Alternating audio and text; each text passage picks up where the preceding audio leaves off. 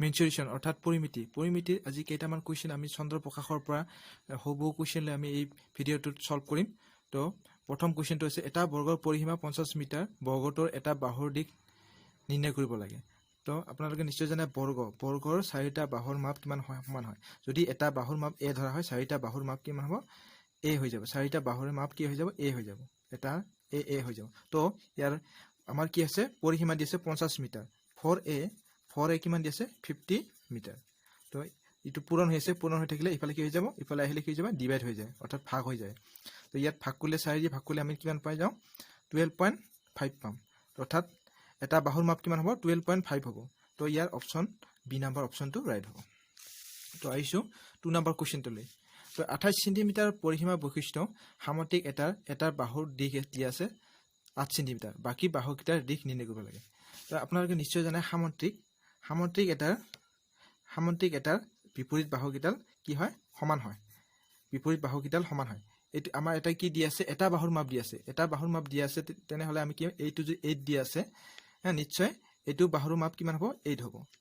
এইটো আমি গম নাপাওঁ, এইটো আমি ধৰিলোঁ a ধৰোঁ, এইটোও নিশ্চয় a হ'ব। তো আমি ইয়াৰ পৰা কেনেকৈ আমি পৰিসীমা বনাব পাৰি, তো 2a আৰু ইয়াৰ ক্ষেত্ৰত কি হ'ব, 2 2 দুইটা ডাবল, যিহেতু এইটো এটা মান কি আছে 8 দি আছে, তো নিশ্চয় এইটো 8 হ'ব। তো 2 8 লিখিছোঁ, এনেকৈ লিখিছোঁ। তাৰপিছত আমাৰ এইটো পৰিসীমা কিমান দিছে, 28 চেণ্টিমিটাৰ বুলি দি আছে। তো ইয়াৰ পৰা আমি কি কৰিব পাৰোঁ, 2 কমন আনিব পাৰোঁ, a + 8 থাকিব, তো ইফালে 28 থাকিব। তাৰপিছত 2 ইফালে গ'লে কি হৈ যাব, ডিভাইড হৈ যাব, অৰ্থাৎ a + 8 এইটো ডিভাইড ভাগ কৰিলে কিমান হৈ যাব, 14 হ'ব, 14 চেণ্টিমিটাৰ। অৰ্থাৎ a ইফালে 14, ইফালে 8টো প্লাছ হৈ আছে, ইফালে আনিলে কি মাইনাছ হৈ যাব। তো মাইনাছ কৰিলে কিমান হ'ব, মাইনাছ কৰিলে হৈ যাব আমাৰ 6 হ'ব। অৰ্থাৎ এৰ মান কিমান পালোঁ, আমি 6 পালোঁ। তো নিশ্চয় আমি গম পালোঁ যে দুটা মান কি হয়, দুটা বাহু 8 হ'ব আৰু দুটা বাহু 6 হ'ব। নিশ্চয় ইয়াত এনেকৈ গম পাই যাব, আমি ইয়াত দি আছে 8 6 8 6, এইটো হ'ব নিশ্চয় চি নাম্বাৰটো। ইয়াত দি আছে বাকীকেইটা 6 6 7 8, এইটোতো নহ'ব, এইটো নহয়, 8 8 5 5, এইটো নহ'ব। আৰু ইয়াৰ অপশ্যন চিটো ৰাইট হ'ব, 8 চেণ্টিমিটাৰ 6 চেণ্টিমিটাৰ 8 চেণ্টিমিটাৰ 6 চেণ্টিমিটাৰ। তো এইটো চি নাম্বাৰ অপশ্যনটো ৰাইট হ'ব। আহিছোঁ 3 নম্বৰ কুৱেশ্যনটোলৈ। পি মিটাৰ বাহু বৈশিষ্ট্য ৰম্বাছটোৰ পৰিসীমা 27 মিটাৰ হ'লে পিৰ মান নিৰ্ণয় কৰিব লাগে। পি এটা ৰম্বাছ, আপোনালোকে নিশ্চয় জানে ৰম্বাছ হৈছে কি, ৰম্বাছৰ 4টা বাহুৰ মাপ সমান, কিন্তু এনেকৈ হ'ব লাগিব, এনেকৈ আকৃতিৰ হ'ব লাগে। এইটো কি বুলি কয়, ৰম্বাছ বুলি কয়। তো ৰম্বাছ এটাৰ মাপ যদি পি দিয়া হয়, তো 4টাৰ মাপৰ কি হ'ব, পি হ'ব। তো পি বাহু বিশিষ্ট ৰম্বাছটোৰ পৰিসীমা দিয়া আছে আমাৰ কিমান, তো এইটো বৰ্গৰ দৰে ফৰ্মুলাটো হ'ব 4p = ইয়াৰ পৰিসীমা কিমান দিয়া আছে আমাৰ 27 মিটাৰ। 27 মিটাৰ। তো পি মান কি হৈ যাব, 27 বাই ইফালে পূৰণ হৈ থাকিলে কি হয়, ডিভাইড হৈ যায়। তো ইয়াত ভাগ কৰিলে কিমান পাম আমি, 27ক 4 দি ভাগ কৰিলে কি হয়, 4 6 গুণ 24, 3 থাকিব, 2 মিটিলে হয়, 7 4 গুণ 28 20, অৰ্থাৎ 6.75 মিটাৰ হ'ব। 6.75 মিটাৰ, ইয়াৰ অপশ্যন কোনটো আছে, এ2। এ নম্বৰ অপশ্যনটো ইয়াৰ ৰাইট হ'ব। আহিছোঁ 4 নম্বৰ কুৱেশ্যনলৈ। 10 চেণ্টিমিটাৰ পৰিসীমা বৈশিষ্ট্য বৰ্গ এটাৰ বাহুৰ দিশ নিৰ্ণয় কৰিব লাগে।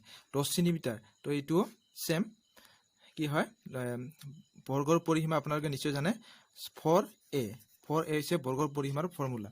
তো ইয়াত দিয়া আছে কিমান, 10 চেণ্টিমিটাৰ। তো এৰ মান কিমান হৈ যাব, 10 4, ইয়াত কি হৈ যাব, 2 দিয়ে ভাগ কৰিলে 2 2 4 2 5 10, আৰু এইটো ভাগ কৰিলে কিমান পাম আমি, 2 দিয়া 2.5 চেণ্টিমিটাৰ হ'ব। 2.5 চেণ্টিমিটাৰ ক'ত, ইয়াত অপশ্যন নাম্বাৰ এটো ৰাইট হ'ব, 2.5 চেণ্টিমিটাৰ হ'ব।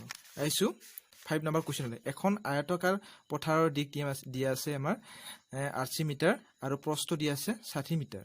তো পথাৰখনৰ চাৰিওফালে 3 পাক দিবলৈ কিমান দীঘল তাঁৰ লাগিব। তো আপোনালোকে জানে আয়ত আকৃতি, এইটো হৈছে আয়ত। তো আয়ত আকৃতিৰ পথাৰ এখনৰ দিশ দিয়া আছে কিমান আমাৰ 80 মিটাৰ দিয়া আছে, আৰু প্ৰস্থ দিয়া আছে 60 মিটাৰ। তো আমাৰ আয়তৰ ফৰ্মুলাটো কি আছিলে,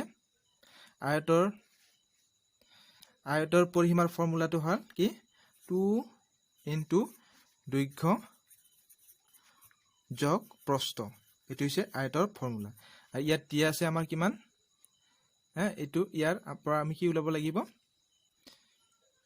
পৰিসীমা ওলাব লাগিব 2 দৈৰ্ঘ্য দিয়া আছে কিমান আমাৰ 80 প্ৰস্থ দিয়া আছে 60 মিটাৰ এইটো আমাৰ কি হ'ব ইয়াত অপচন বি মিটাৰ হ'ব ইয়াত প্লাস কৰিলে কি হ'ব প্লাস কৰিলে হ'ব 140 অৰ্থাৎ কি হ'ব পূৰণ কৰিলে আমি কিমান পাম 280 তো অৰ্থাৎ এইটো ইয়াৰ পৰিসীমা কিমান পালো এই বৰ্গটোৰ আয়তটোৰ পৰিসীমা পালো কিমান 280 মিটাৰ 280 মিটাৰ পালো কিন্তু আমাৰ কোৱেশ্চনটো কৈছে পথাৰখনৰ চাৰিওফালে 3 পাক দিবলৈ এপাকত আমাৰ হয় 280 3 পাক হলে 3 দি পূৰণ কৰিব লাগিব 280 3 দি পূৰণ কৰিলে কিমান পাম 3 গুণ 24 6 7 3 গুণ 6 ইয়াত 8 হ'ব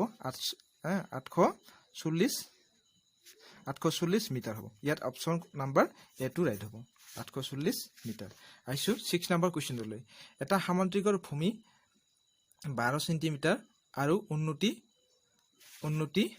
7 সেন্টিমিটাৰ হলে সামুদ্ৰিকটোৰ কালি নিৰ্ণয় কৰিব লাগে সামুদ্ৰিকটোৰ ভূমি দিয়া আছে কিমান ভূমি দিয়া আছে 12 সেন্টিমিটাৰ আৰু উন্নতি দিয়া আছে কিমান উন্নতি আছে 7 সেন্টিমিটাৰ তো আপোনালোকে নিশ্চয় জানে সামুদ্ৰিকৰ কালিৰ সূত্ৰটো হৈছে কি ভূমি পূৰণ উন্নতি ভূমি আমাক কিমান দিছে 12 সেন্টিমিটাৰ দি আছে আৰু উন্নতি কিমান আছে 7 সেন্টিমিটাৰ তো এইটো পূৰণ কৰিলে আমি পাই যাম 84 আৰু কালি কলে সদায় কি হ'ব বৰ্গ সেন্টিমিটাৰ হ'ব বৰ্গ সেন্টিমিটাৰ অৰ্থাৎ বৰ্গ সেন্টিমিটাৰ বা সেন্টিমিটাৰ স্কয়াৰ হৈ যাব মনত ৰাখিব যে কালি কলে সদায় বৰ্গ ওয়াৰ্ডটো আহি যাব বৰ্গ বা সেন্টিমিটাৰ স্কয়াৰ হৈ যাব তো ইয়াৰ 84 সেন্টিমিটাৰ স্কয়াৰ কোড আছে এ নাম্বাৰ অপচনটো আছে তো অপচন নাম্বাৰ এ2 ৰাইট হ'ব ভিডিওটো কেনে পালে কমেন্টত জনাব আৰু ভিডিওটো লাইক কৰি দিব আৰু ভিডিওটো বন্ধুবৰ্গৰ মাজত শ্বেয়াৰ কৰি দিব ধন্যবাদ